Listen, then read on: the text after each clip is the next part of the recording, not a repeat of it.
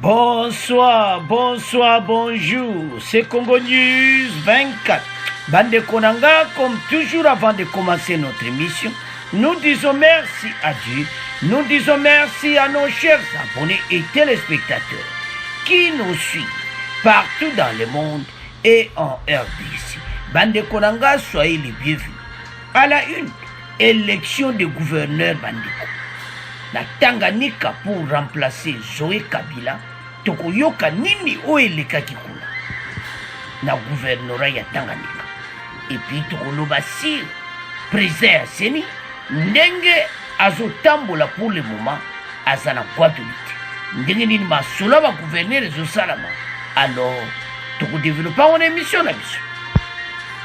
Deuxième point bandeko na ngai. On va parler d'abord retour à groupe armé et puis des bazongi na Kivu bokoyoka message et puis tokoloba sur secret dévoilé sur les rebelles M23 na conseil de sécurité de l'ONU bazana Rwanda Uganda tokoyoka oyo envoyé spécial à Grand Lac Wang Zia Alu tous à la connecter par ces assombres.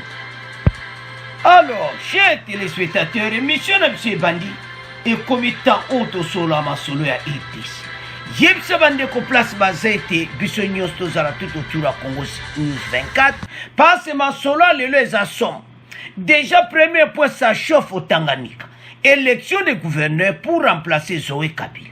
Alors, remplaçant Zoé Kabila, beaucoup yoka ba détail donc ça oyoka ka mbutu. Alors, Tobanda d'abord avec élection de gouverneur Boyoka Oyo Kadima Loubi. Kadima accueilli Guadeloupe. A komi kuna bandeko azotala ndeni masolo ezoleka. Bandeko Kadima ayebi boulot. Biso tonto sale erreur na makamu na biso ya oyo kaba en ba makamu ba idea ma bitu sake Kadima candidature nelekati. Bandeko boulot kitoko. Azotambola kotala ba cartographie avant élection. Donc, c'est du plaisir. Il est à Guadeloupe. Denis Kadima s'imprègne des opérations de l'actualisation de la cartographie opérationnelle. Donc, azotala ndenge nini cartographie moksala nyonso basali. Donc, ezo sala plaisir dans notre pays. Ce qui muto ayebi musala, azo planifier maka. D'abord, asi apesa qui plan à union sur l'élection. Apesa qui déjà fait de route. Il a tout déjà salaki. Donc, Congolais nyonso a yebi position de makabozoki. En avance. Et azapenda expert en élection. Oyokaka. Mais si quoi ils a testé ne alibos. Ba Congolais bazotala ndenge nini élection ba gouverneur ekoleka. Ekoleka propre. Makamnyoso kitoko. Donc, place oyo. Okomona batu nyonso bakotombola misapi que voilà Kadima alongi. Parce que c'est ça et sa première étape. Alors, Denis Kadima s'imprègne des opérations de l'actualisation de la cartographie opérationnelle. Kadima séjourne depuis samedi dernier à Guadeloupe au nord Ubangi sur place. Le patron de la centrale électorale va faire le suivi des opérations sur la cartographie opérationnelle lancée récemment. Parce qu'à l'ensemble récemment, il fallait y avoir la suivi. Ayeba, est-ce que makambo zo kende? Ndenge penato salaki, ndenge penato bongsaki, et c'est qu'on attend. Donc c'est ça, Oyo, Denis Kadima Zolanda. Je suis venu montrer au peuple du Nord Ubangi et tous les recoins de la RDC que tout le pays sera visité et impliqué dans ce processus électoral. Alors, Bandeko, ce qui est au tala, tozo mona comment azo sala musana e bien parce que alingi ye moi sala tourner à tambola. Alors le 6 mai nde place masolo ngo siko e bandi élection de gouverneur. Bandeko ce qui totali planning so totali ne makambo tout ndenge babongisi yango tozo mona que même élection présidentielle l'année prochaine et kozala kitoko. Donc Denis Kadima a yebi boulot. Il y a tout ça va Congolais quelque part place aux tala musala de quoi aux sala. To kumisa yango. Parce que to mona yango te. Na be élection eleka tomona nanu avant élection tomona ba planning abwe bande ko ina nenga mabete biso tuto saki na 2018 tomona kineni be élection présidentielle le kaka tomona kineni be élection nyose ba ya ba gouverneur et makamu nyose le kaka mais tomona ki ba feuille de route ba planning te tomona ki biloko ta ezeka pan oh bodon ozo comprendre makamu ko do mystique mais lelo tozu un expert en élection tozala simanae pas ce boulot zakitoko. Alors, maintenant le regard est à wapi na Tanganyika et pas wapi élection de gouverneur de Tanganyika pour remplacer Zoé Kabila. Et une élection de gouverneur dans la province de Tanganyika. Sont au total 8 candidats retenus pour succéder à Zoé Kabila à l'élection de gouverneur et vice-gouverneur dans la province de Tanganyika prévu le 6 mai 2022 prochain au sein de l'Assemblée provinciale du Katanga, gouvernorat au Zomona. Et l'autre tonto le bami. Bandeko Tanganyika eza pena province moko stratégique. Parce que eko katsa Tanzanie makambo ebele boyebiete ba koreze ebele ba yokana RDC na Tanzanie. Bandeko train ko luka elongwe Dar es Salaam bala moko Lubumbashi donc ba makambo ebele o na venir et ko sala pene ko sala makitoko. Alors komona mutu ya bien place wana eza avancement kitoko donc eza point moko so tali déjà le bo mona ka ba candidature boloba donc ma campagne examinée Zoé Kabila Mwanzambala a été destitué l'année passée. Et les élus provinciaux devront se choisir l'un des 8 candidats pour remplacer Zoé. Baza 8. Donc, on a que place où on a Zoé là, la gouverneur. Pourquoi? Bon, comprendre, kaka. Province Moko, stratégie peu frontalière. Déjà, c'est lundi demain, au gouvernorat de Tanganyika, les effigies des candidats sont en campagne déjà. Parmi les 8 candidats, 2 se présentent comme issus de l'Union sacrée de la nation. Il s'agit de Beyangombe Fano de Avenir du Congo de Dani Banza Maluba et Jili Ngungwa Moyuma de l'IDPS. Donc, on a tous ça 2 candidats. IDPS na Avenir au Bango Nyonso Bazana Kati ya Union sacrée. Donc, ce qui IDPS a du gouvernorat Oyo a remplacé Zoé Kabila. Ma solé ko ça la vrai. Pourquoi tu le babo? Alors, bandeko, to monaki makambo belé au Zambie, baboto li parti kuna Tanganyika, au Zambie, à Saliboye. Donc, ba makambo belé za ekoleka kuna.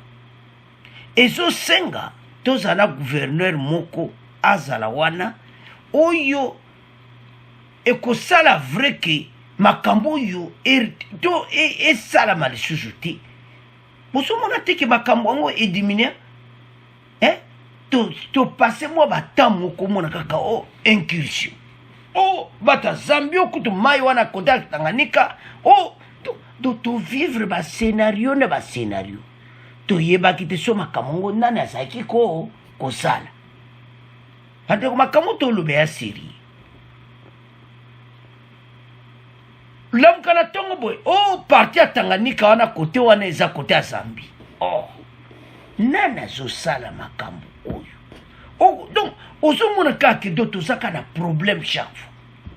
Mais na mikolo à peu près des 6 mois, 7 mois, 10 mois depuis l'année passée, toujours quand le soutien. Makambo incursion toujours quand le soutien. Ba Zambien ba côté paradiso. Donc, makambo toujours quand on le soutient. Donc, c'est important que mwana mboka, oyaza lingi mboka oyo, azwa esika wana. Parce que sa province moko eza pe envier. Tout ça na makambo ebele ya bien. Makambo to loba, bo comprendre pourquoi. Que l'élection va gouverner au nyonso. Miso eza Tanganyika.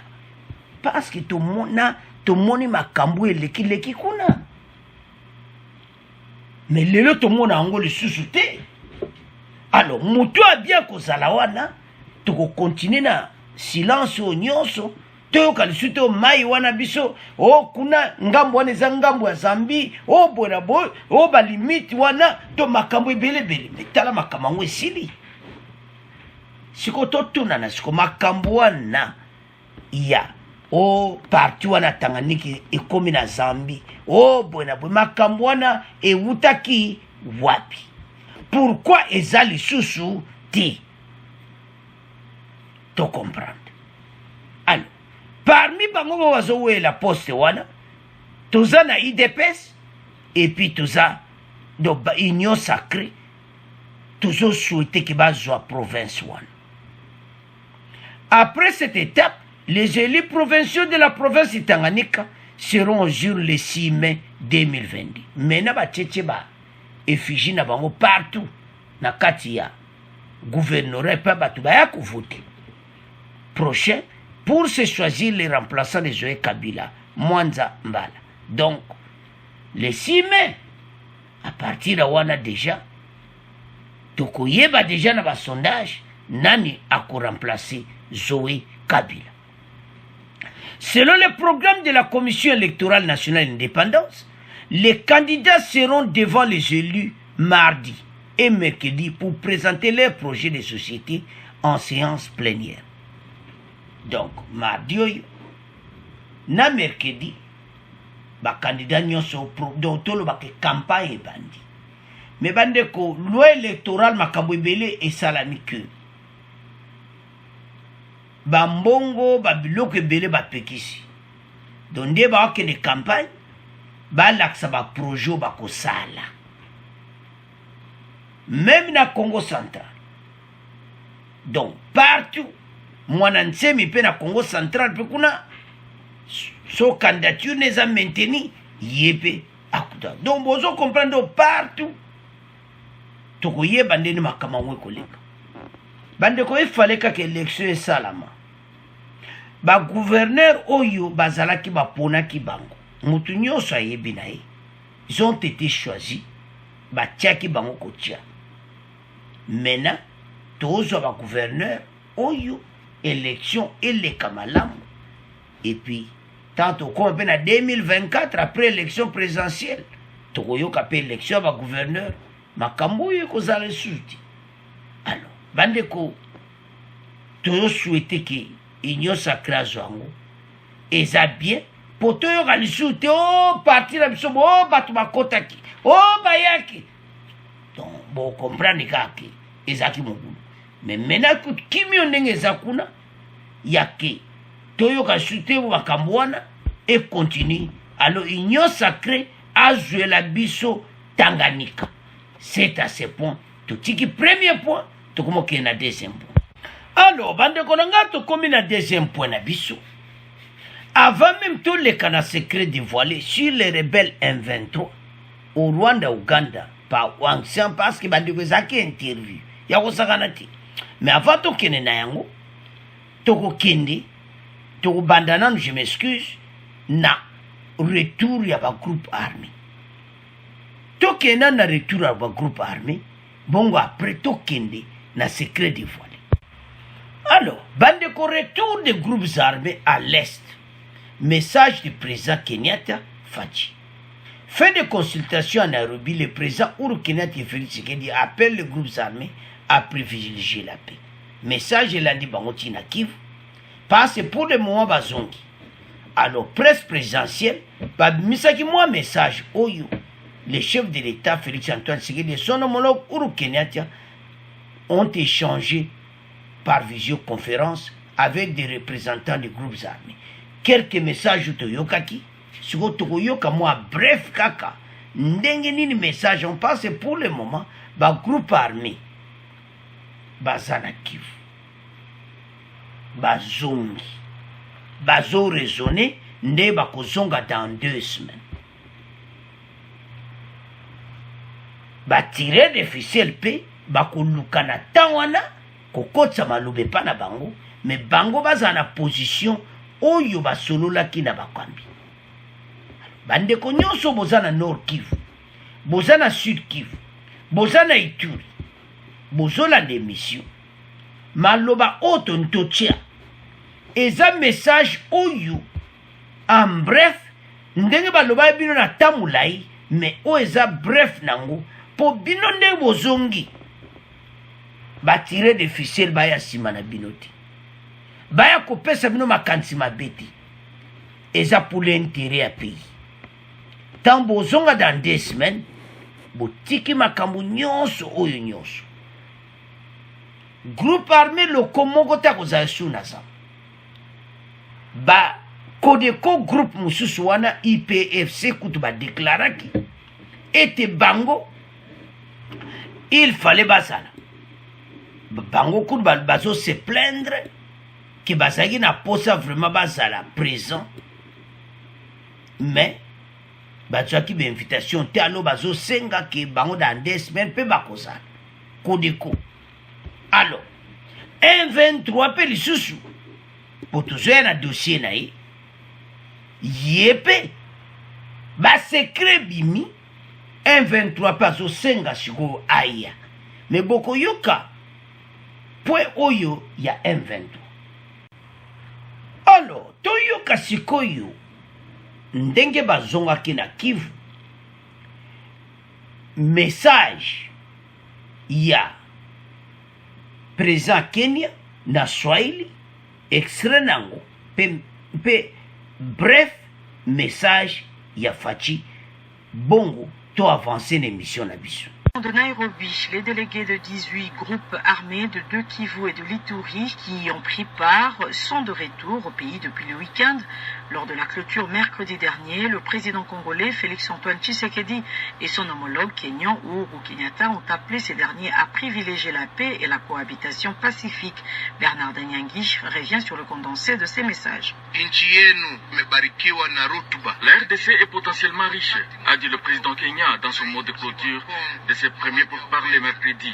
Uhuru Kenyatta déplore que, depuis l'indépendance, les cycles de violence empêchent les Congolais à bénéficier largement de leurs richesses. Celui-ci souhaite voir la restauration de la paix en RDC pour le succès du plan de la communauté des pays d'Afrique de l'Est à unir l'océan Indien à l'océan Atlantique.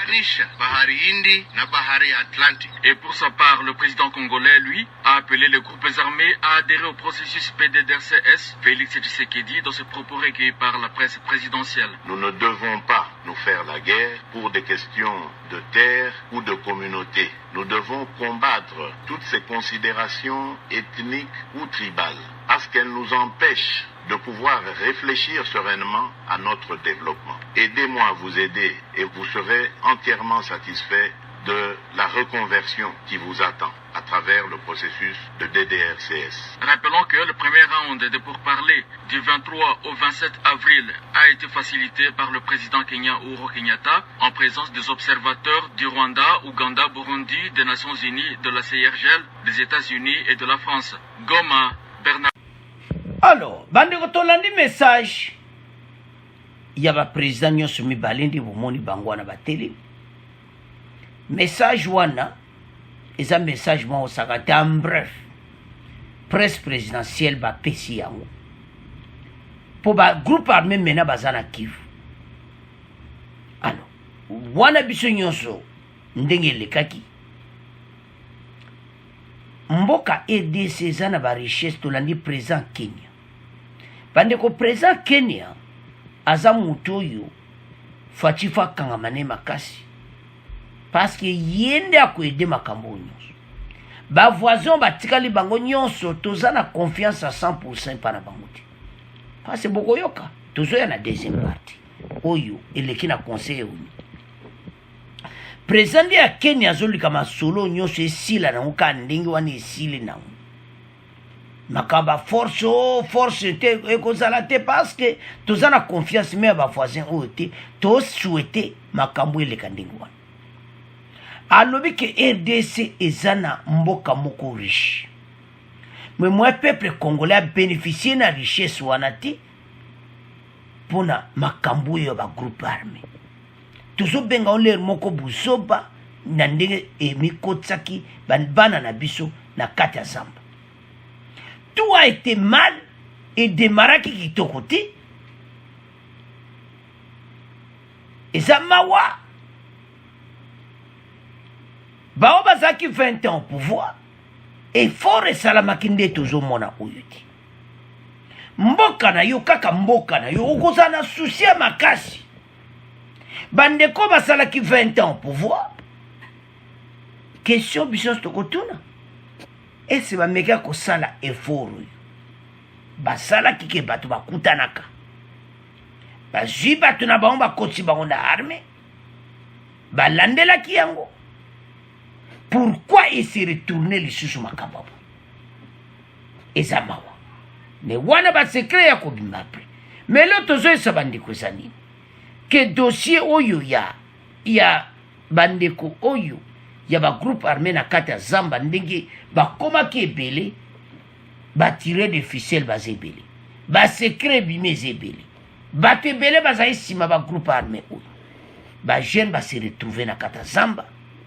sans boulot baza kosouffrir ebele kutu balobaki na Kenya na Nairobi ke tolembi na biso alors bandeko message on eza profond oyo président Kenya apesi mboka oyo eza na richesse akosaka nango te bagroupe armé boyoka oyo baprésident balobi soki bozolanda biso na Nord Kivu bozolanda biso na Ituri ekomi temps boyoka oyo bakambi balobi botika minduki mpona libela ntango bozonga dans 2 semaines na Nairobi masolo oyo toyoka yango lisusu te comme ça bo bagroupe bapaya tokolanda bango tina dernier demeure na bango lokola basekret komobima parce que mboka RDC toza na barichesse de présent Kenya lobi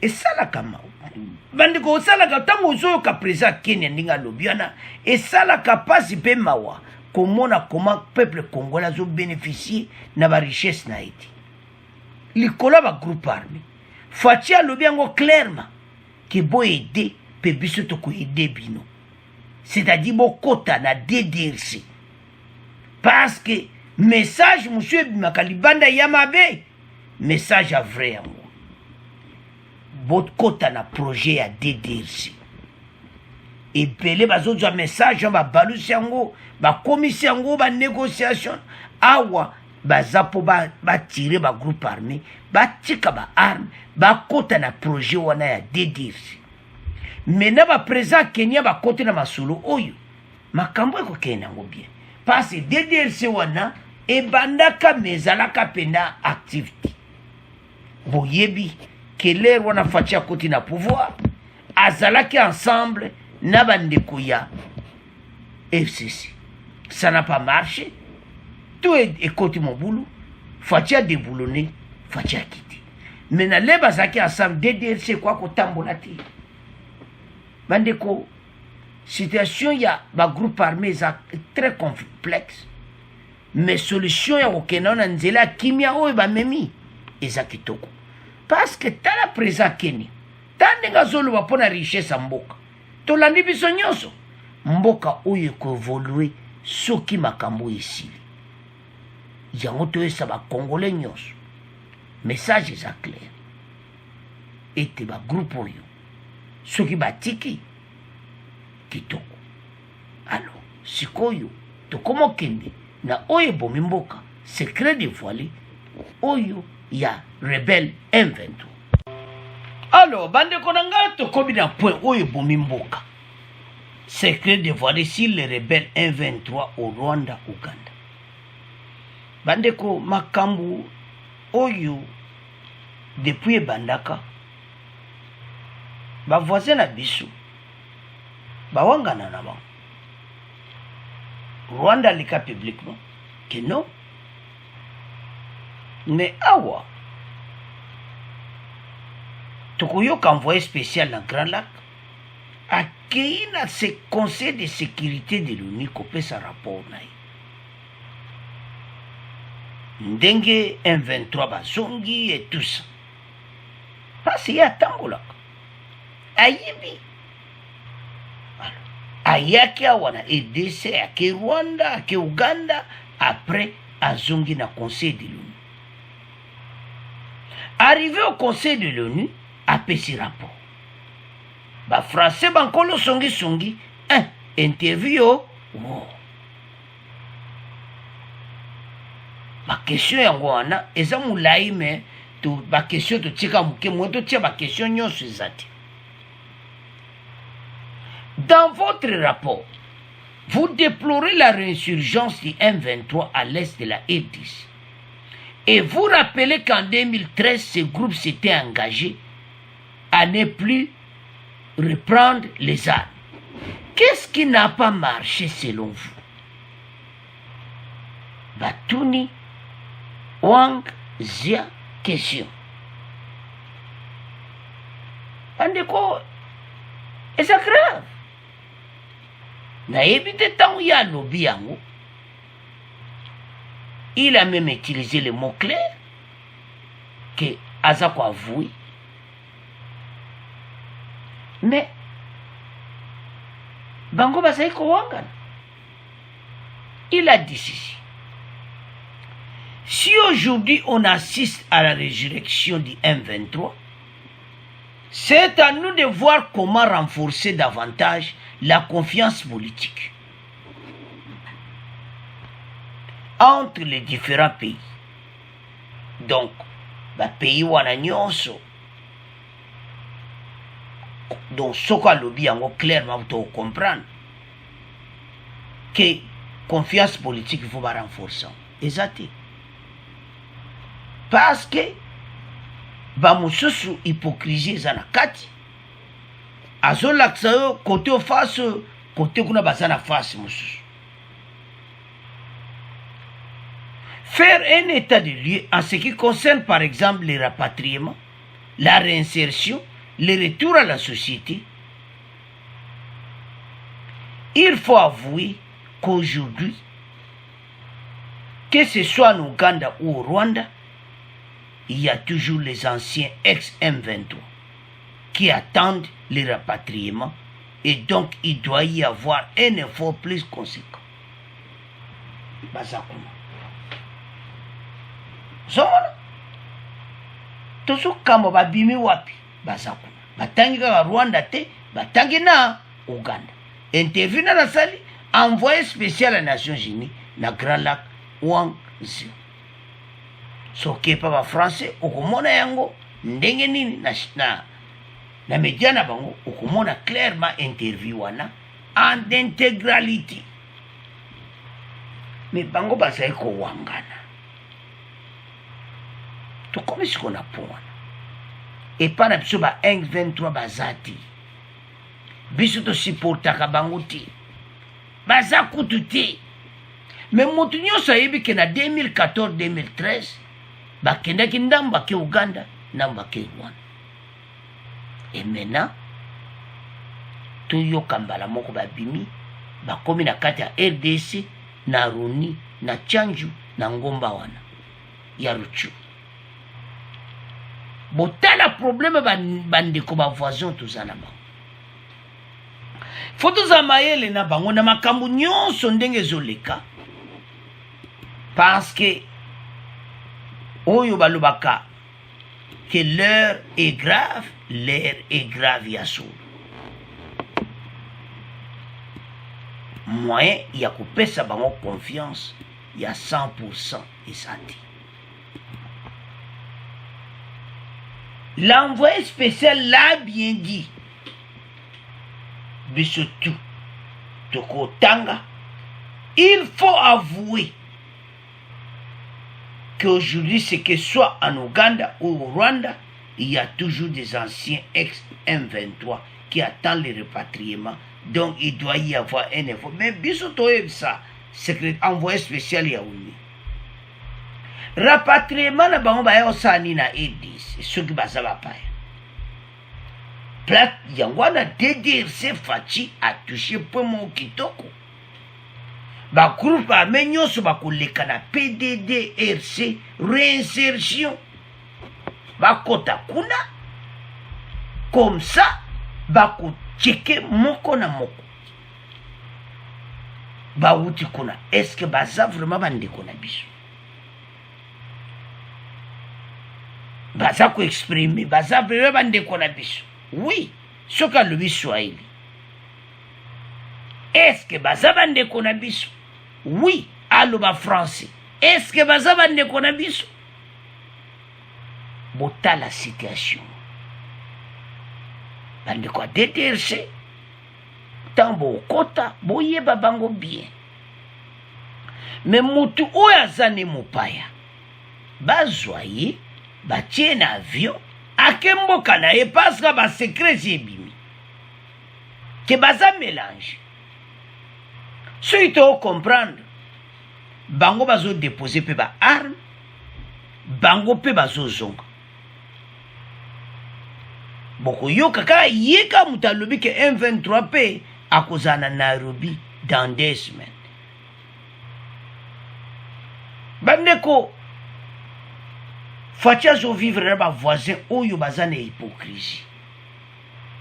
Fachi a faire attention na bango azala na bango mayele po baza vraiment na esprit moko mystique. Yango tosenga na président na biso azala sage ntango azotraite na bato oyo.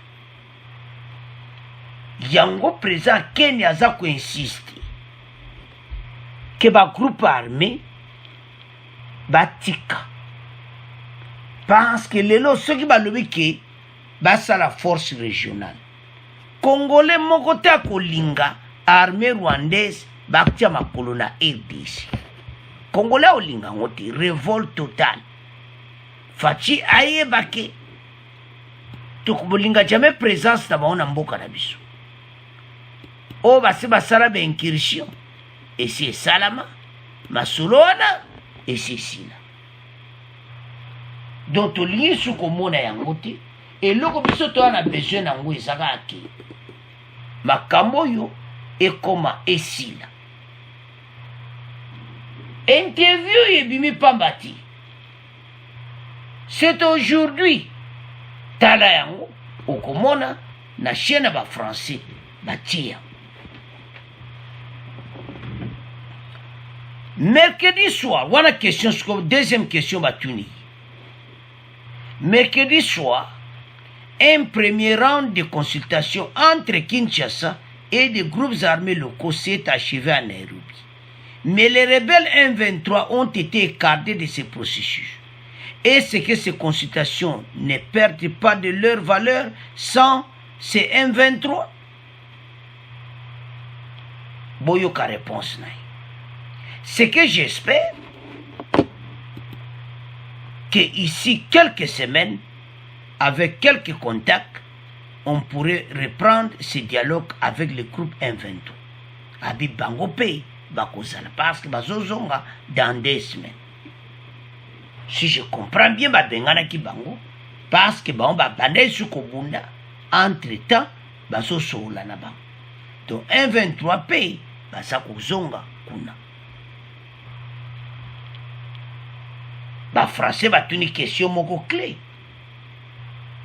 Selon les autorités de la République démocratique du Congo, une nouvelle session de pourparlers intercongolais doit se tenir d'ici 2 semaines, après une première étape à Nairobi, en présence d'une vingtaine de groupes armés. Bandeko toza na problème sérieux. Yango ça bandeko na biso.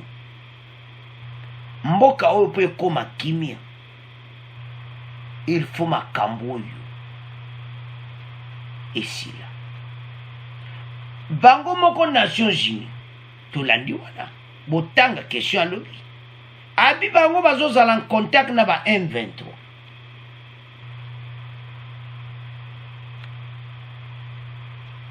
Bakende autour de la table. Mais bayeba eti Fachi azana grand mutamu bokota wana bokendi parce kuna pona nito obenga mutamu eza place oyo bakoyeba ke baza bandeko na biso upa so baza bandeko na biso makambo nyonso koleka nango bien na DDRC situation ici ba revendication ya ba poste na groupe armé FARDC bazala mayele bato bazodirige DDRC bazala mayele. Situation oyo ekosila kimia ekota. Barebel M23 batika minduki bakota na DDRC comme ça mboka ekoma na kimia. Alors bandeko botala epai wapi dossier oyo ekomi. Baza bapaya baya kotia trouble na mboka ekomi temps masolo na bango nyonso esila. Bandeko l'air est grave parce que dossier ya bato oyo basali mpe mbeba mingi, basali mpe makambo mingi oyo ya bien te, bagroupe armé mena makambo ekomi nango polele. Toyebi kote bazalaka wapi? Na Rwanda na Uganda. Banani wana le M23 batuni oyo aza envoyé spécial alobi ke baza na Rwanda na Uganda. Et maintenant batuni eske na rando a mibale M23 kozala ou bien kozala te. Mwangzia oyo aza secrétaire oyo azali représentant ya Nations Unies na Grand Lac, ya lobi ke il faut avouer ete bato wana baza na Rwanda na Uganda. Yango mena tokende bakongole toyoki biso nyonso, toyoki président Kenya ndenge alobi mboka eza na barichesse moyen tobénéficie yango te mpo na bato bazotia mobulu. Tofungola motema ekomi temps oyo bana mboka basangana, mboka oyo edekoli. Towuti na makambo pendant plusieurs années, tolingi yango lisusu te. Tolingi bana mboka ba vivre dans la paix, kimia ekota ete makambo nyonso basi esila. Alors ba voisin balandi nyonso interview, problème toza nango ba voisin baza pena kofungwa mati. Moi hypocrisie ezala kati, mais tant tokomi nango ekomi temps oyo tant bazonga dans 2 semaines toyoka makambo esili. Alors ye wangzang na message na ye alobi que j'espère que c'est d'ici quelques semaines, quelques contacts, on pourrait reprendre ce dialogue avec le groupe M23. Wana ye mutanubi. Bandeko loto ntolo bao ezaki ba voisin toza na bango tokoza na confiance na bango te. Ba secret siko ebimi sikoyo toyebi ke bazalaka na Rwanda na Uganda. Nana bimisi secret Wangzia oaza représentant Nations Unies ya Grand Lac na RDC. Donc ba secret bimi bandeko nanga o baloba ke yindi moto eza dia kopela ba secret bimi na conseil de sécurité ete bazalaka kuna. Maintenant bandeko nanga tobani ko koma na fait émission konanga comme d'habitude bo abonner massivement na RD Congo Basango télévision parce que kuna tozana émission moka kitoko sur oyo le kaba richesse naturelle na biso bokoyoka oyo gouvernement zo préparer bandeko.